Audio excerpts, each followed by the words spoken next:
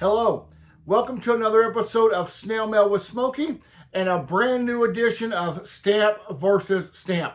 Now, if you're asking yourself what's Stamp versus Stamp, well, let me tell you. Stamp versus Stamp is my monthly collaboration with that dad guy.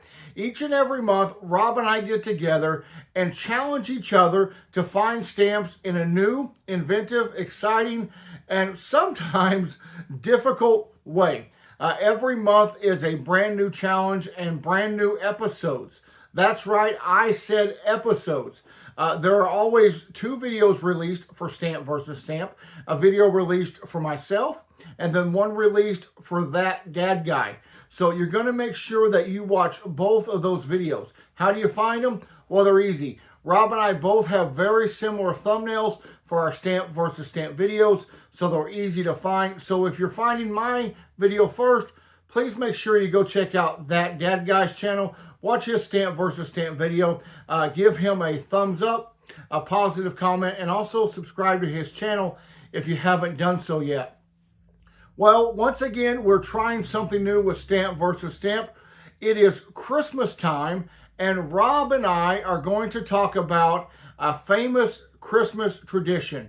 Now, look, I don't know about you, but my radio station that I listen to when I'm driving around, the day after Thanksgiving, it's all Christmas music. From the day after Thanksgiving up till Christmas, it's all Christmas music. Now, I know for some of us, we love Christmas music. For others, maybe not so much. But I guarantee you that we have all had the 12 Days of Christmas song stuck in our head at one time or another. And that's what Rob and I are going to be talking about. We're going to be talking about the 12 Days of Christmas. And we're each going to showcase stamps that represent each of the 12 days to us. So here's what's going to happen. Rob and I are about to get on a Zoom call together. So you're going to see both of us at the same time having a conversation to each other. The only difference is that in my video, you'll be seeing the stamps that I've chosen to represent each of the 12 days of Christmas. And in Rob's video, you'll be seeing the stamps that he chose to represent each of the 12 days of Christmas. So you're going to want to watch both videos to see what stamps each of us picked. Did we pick the same stamps? Did we pick totally different stamps? You'll have to watch both videos and find out. So let's hit the old button on Zoom and let's talk to Rob. Hi, Smokey. How's it going? Hey, Rob. I'm doing good. How are you? Good. We're talking about the 12 days of Christmas so far. We are talking about the 12 days of Christmas. I've let all of my viewers know that this is going to be a kind of new thing for you and I. We're going to have a conversation face to face or as close as we can. So it'll be fun. Yeah. So to let everybody know, we haven't edited this together, that this is a Zoom meeting. We're using a Zoom app, I guess. It's new to me. Smokey's got the experience with this program, so we're just going to have a conversation about what we know about the 12 days of Christmas, and periodically in each one of our videos, we're going to be putting up a stamp. So you will see that the stamps in both of our videos will be different, so you have to watch both videos, even though you will have heard the conversation the same in both videos. Right. So I'll be showing in my video the stamps that I picked to represent the 12 days of Christmas, and then people have to watch your video to see the stamps that you picked to represent how you feel about the 12 days of Christmas. Right. And then the only other different things about our videos will be my intro introducing what we are going to do here and my outro, and vice versa on your channel. Yeah, sounds good. I think it's going to be a lot of fun. All right. So speaking of the 12 days of Christmas, have you looked at the history of the 12 days of Christmas? I have done a little research on the 12 days of Christmas just to be prepared for this conversation. Have you done your research? I have done the research, so I'm interested to see if we've come up with the same kind of research. All right. So before we talk about each individual day and those presents that they represent, give me your facts of the religious side of the 12 days of Christmas, if you will. Yeah, well, the 12 days of Christmas represents, it begins actually on December 25th, ends on January the 6th. It is the 12 days that is believed in Christianity that it took the Magi or the three wise men. We don't really know there were three. The Bible just says there were three gifts, so we say, hey, there were three Magi. How long it took them to actually reach Bethlehem to see the baby Jesus, and then that 12th day is celebrated as Epiphany throughout the world when the Magi actually reached the baby Jesus and then presented their gifts of gold and frankincense and myrrh. So that's the history, the Christian history behind the 12 days of Christmas. Okay. And do you know the history behind the 12 Days of Christmas, the song? I know that the first version of it, I believe, was like in 1780. Yeah. It come out in a children's book, and that children were kind of tasked with learning this repetitive nursery rhyme kind of thing, and that if they messed up somewhere in between, then they had to give a treat or a small gift to the person that they were reciting it to until they got it right. So my research shows it was a start of a memorization. Yeah, it's a memory game. Yeah. I think we've all played those type of memory games. Sometimes they call it a phone call. There's all sorts of different names you give it to. Somebody whispers in one person's ear and they say a message, and then you whisper it to the next person, and you can see whether or not it's going to be the same at the end. That's a version of it. And then this is just another version just to test your skills, that if I say blue and you say green, and then you have to say green, blue, and then I have to say yellow, blue, green, and keep it in order. Right.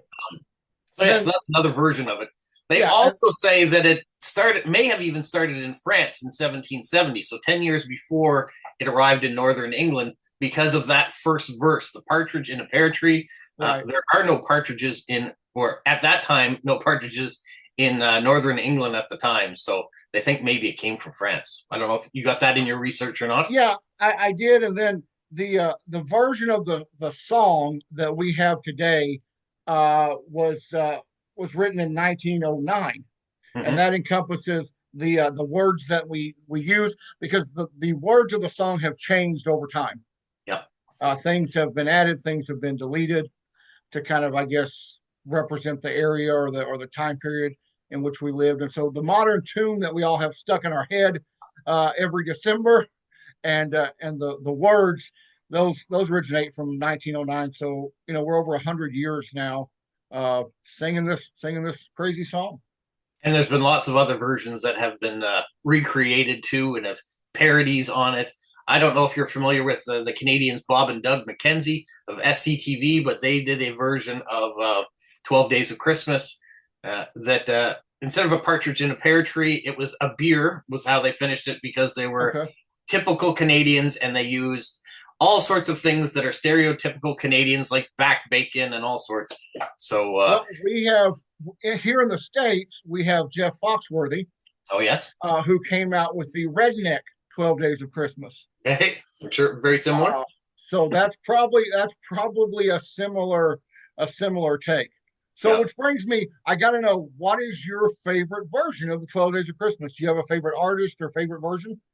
Well, I guess my favorite version is that Dad Guy's version. I don't know if you've ever seen it, but my son and I did a parody of the 12 Days of Christmas when he was much younger. So it is in my video catalog.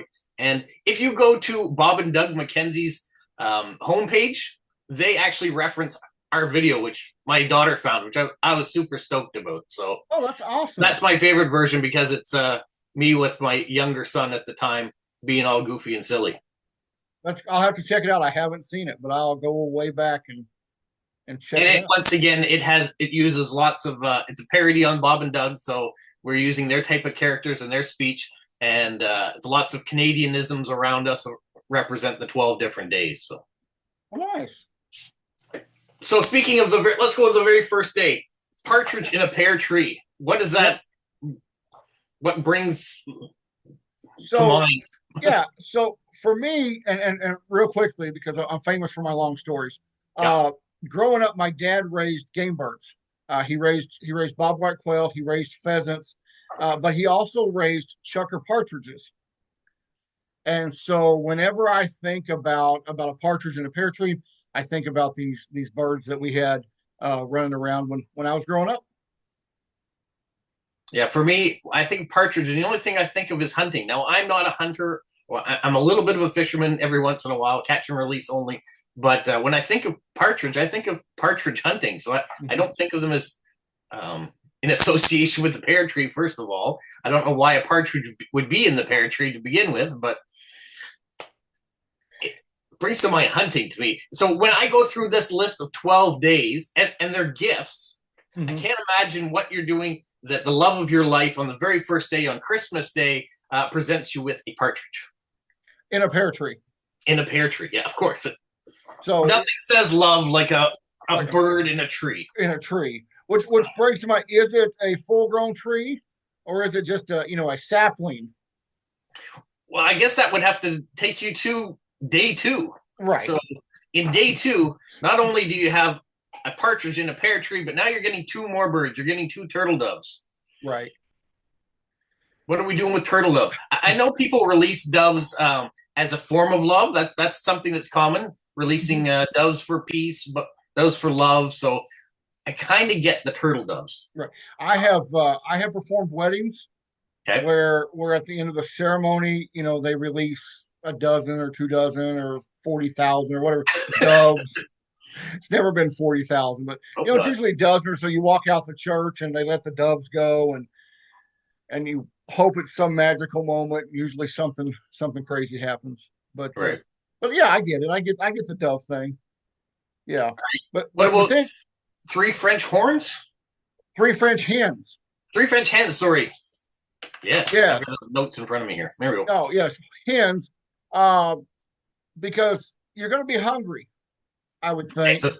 so on day three, that's when you're gonna start eating the gifts. Is that what you're Day saying? day day three, I think you start eating. I mean, you could eat the partridge. I don't know about the doves. I don't know anybody that eats those. Right. Uh, but day three, I think we get serious about food, Okay. and we're to me, you're roasting chicken. Mm-hmm. Uh, you know, whether you're grilling it or doing a traditional kind of roast thing.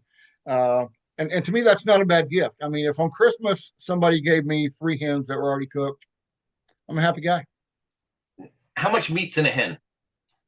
What Is four it or five bigger than pounds? a chicken? Well, Smaller than a turkey?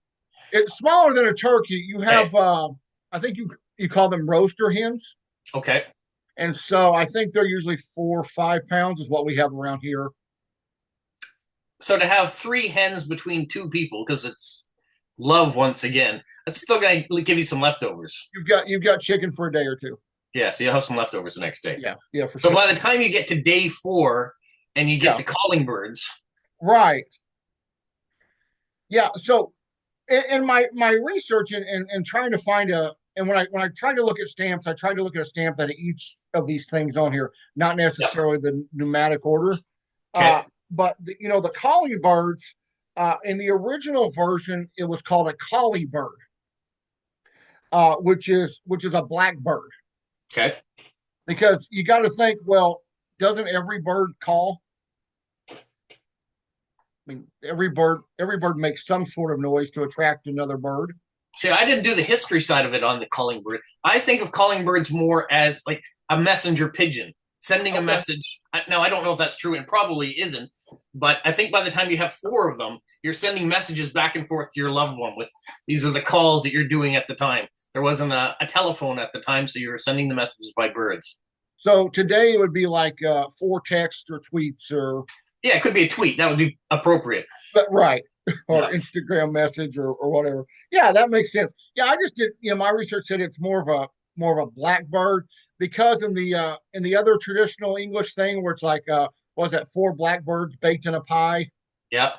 It's kind of the same thing. And Okay. once again, why we're eating blackbirds, I don't Maybe know. that's all that was available at the time and when they were writing it. I don't know.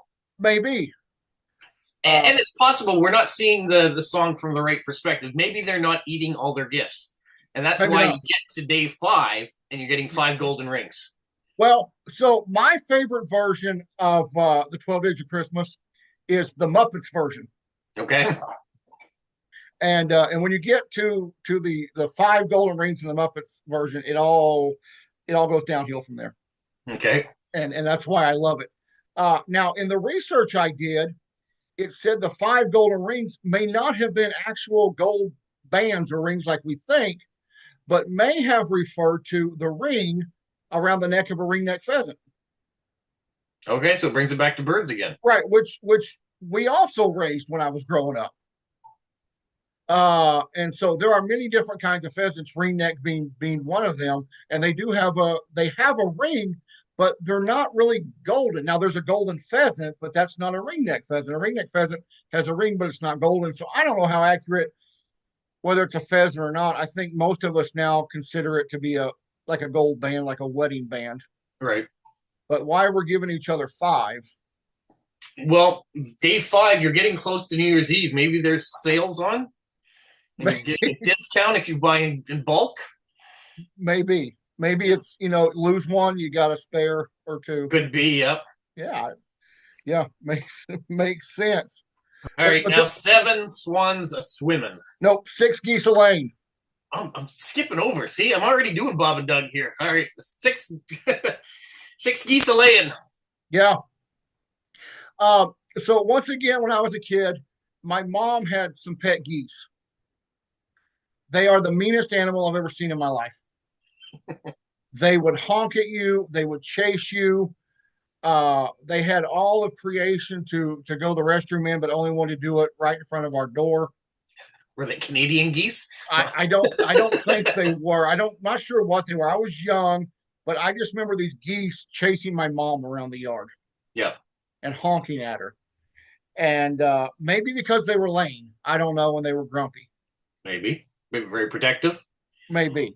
I mean, here in Canada, we call Canada geese cobra chickens because they're just mean. Okay. Okay. They're long necks and they're right. Yeah. So I have a similar experience. So I don't know if I would want to get 6 geese, because these are actually live birds because they are laying eggs. And they're in their protective stage because they're laying eggs, so they're going to be mean. Yeah. I don't know. Now we can do the swans. Yeah, sure. Go 7 swans a swimming. Yeah. Beautiful creatures. I mean, majestic to look at. They're equally as dangerous and protective if you get around them. I know the university that my wife and I went to, Mount Allison University, they had a beautiful pond, and they had 2 swans in there, and they were really mean. The university kids may want to get close to them, but they would have none of it. Yeah, I've only seen swans in a zoo. Okay. And they're beautiful, like you said. I've never been really up close enough for one to chase me. Yeah. But they are very beautiful. And since we're talking about stamps, Australia has some really nice stamps that have swans. They got swans on all kinds of their stamps. Certainly, in my research, I found, especially with the 12 Days of Christmas, there are a number of sets of stamps you could do, whether it be from the UK or Guernsey, or lots of them. There are the Cook Islands all have sets of stamps, and day 7 with the swans. There's lots of them out there. Yep.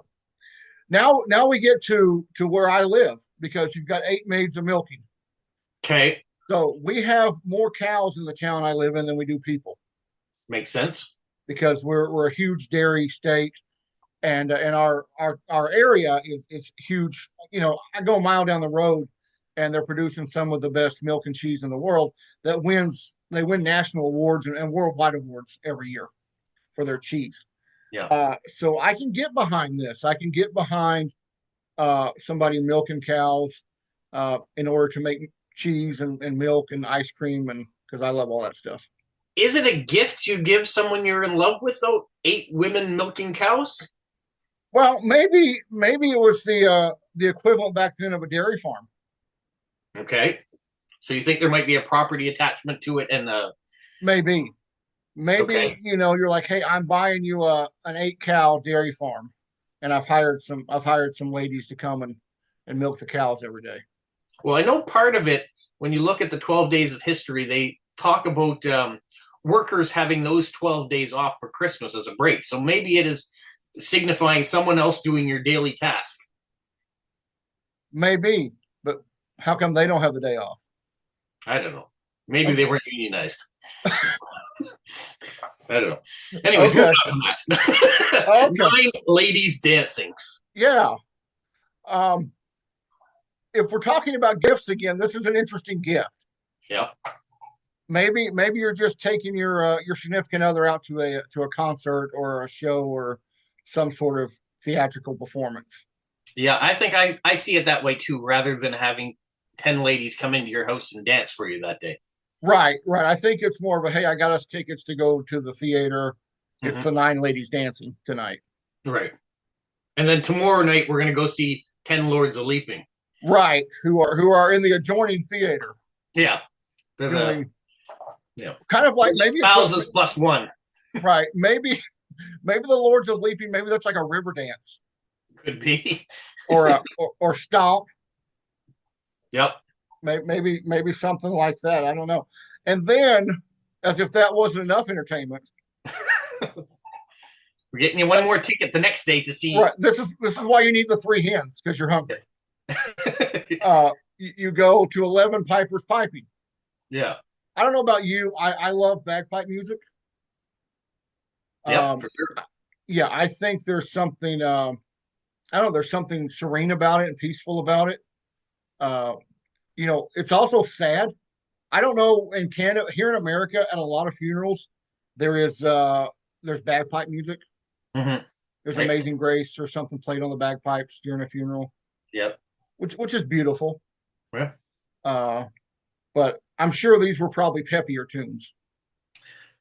If we're saying this is Northern England at the time, and getting closer to Scotland, you could see that having lords and ladies around, and then the piper music coming down from the Highlands. Yeah, it would make for a beautiful after Christmas or 12 days of Christmas. Maybe it's a picnic by the time you get to the pipers. Maybe. And you're out on the hillside, listening to the music come down from the hilltop. And maybe you're tired of eating all the birds that you've gotten in all the other days, so maybe you're trying to get further away. Maybe, or maybe you just want a little haggis. Maybe you've decided to release some of the birds back into their natural habitat. Could be. Yeah. And then day 12, we got drummers. Yes, 12 drummers drumming. Now, I know that it's not scriptural or biblical, but I always think about the little drummer boy. I do too, yeah. And he was just one. Matter of fact, that's one of the claymation movies my wife and I watch every Christmas.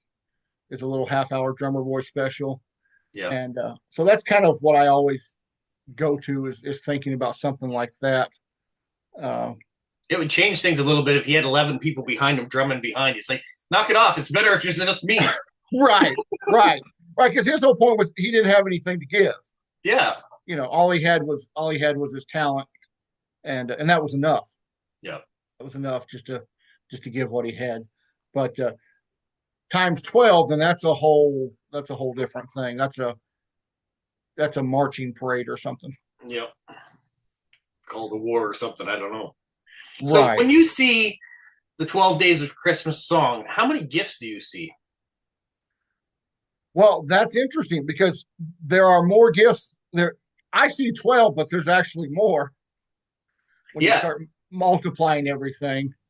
That's right. So I did the math on it too, because a lot of people say, there's 12 gifts. Now you could break it down that, there's 12 drummer boys, so that's 12 individual gifts and do it that way. But there's 364 gifts because every day you get a partridge in a pear tree every day. Right. Not just the first day. You get that and everything else. Right. So I looked back at it and saw how many things you got. You got 184 birds. Okay. You got 40 rings, 40 maids a milking, 30 lords a leaping, 36 ladies dancing, 22 pipers, and 12 drummers. Where are you going to put them all? Gifts. I don't know. But I also went and researched and say, how much would that cost me to give those as the gifts? And the research shows that it's 5.4% more expensive to give all those gifts this year than it was last year. And it would cost you $49,263 US if you were to buy all those things for your significant other. So you're not giving your wife the 12 days of Christmas gifts? I am not doing that. I probably won't even give her the first day of Christmas because the first day of Christmas alone, those partridges in the pear tree cost $370. That's a lot. Yeah. So here's the breakdown because I thought it was interesting. Which do you think is the most expensive thing to give of the 12 days of Christmas? Ooh, I don't know. I would say maybe the swans. All right, let's. I'm just going to do it here real quickly. Here, number 7 is the swans, $13,125. If you want to give 7 swans, Okay. Not the most expensive thing, but it is number 2. So it was a good guess. Yeah, I got close. Okay, so let's give you the rundown here. So partridges, $370. If you want to give 2 turtle doves, $750. And this is just if you give the 2, not all 40, or whatever it was. 3 French hens, $347. They're pretty much a bargain on the list. Yeah, yeah. 4 calling birds is $600, so $150 a calling bird. Okay. 5 golden rings is $1,245. Okay. And that didn't change from last year, so I guess rings didn't get more expensive in the course of a year. Number 6 geese a laying is $900. The 7 swans we know is $13,125. All right, this one threw me. 8 maids of milking costs $58. They get the cheapest bargain out there. I don't know how much their labor is per hour or whether they're just being paid for a short period, but it only costs $58 apparently to get 8 maids of milking. Yeah, I don't know if that's average where you are. Yeah, I don't think that's going to fly around here. That was the cheapest one out of the whole lot. All right, 9 ladies dancing, $8,557. Okay. And then 10 lords of leaping. You think dancers would make more money than just guys jumping around? Right. Guys jumping around, because I guess they're guys that get paid more than women. I don't know. It's $15,580. That's the most expensive thing on the list is to get 10 lords of leaping. Well, they are lords. They are lords. So maybe there's a premium. Could be. Maybe if they were just ones like for ladies, so that I don't know. Well, that's true. I don't know. Maybe there's a premium attached to that. Your pipers are $3,715. Not too bad to get 11 pipers. Right. And your drummers are $4,016. So for 12 drummers, that gives you $49,263. I'm surprised at the Lords of Leaping that it's so much. Yeah, me too. I was really.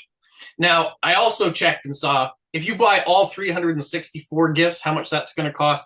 $209,272 US. Well, all right. So it's, darling, would you like these presents or would you like a house? That's right, yeah. So for 12 Days of Christmas, interesting song, fun memory game, but really expensive if you want to do that for the person that you love. But I don't know about you, but the stamps I picked, nowhere near that amount. Nowhere near. No, I think you can do our stamps, mine and yours, for a much fractional price. Pretty fractional. Maybe even under $10 or $5, depending on where you shop. I was thinking under 10 for sure. Yeah.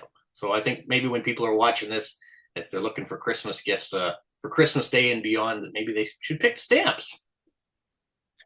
I would certainly enjoy stamps as a gift. Well, I don't know about you, but I really, really enjoyed that.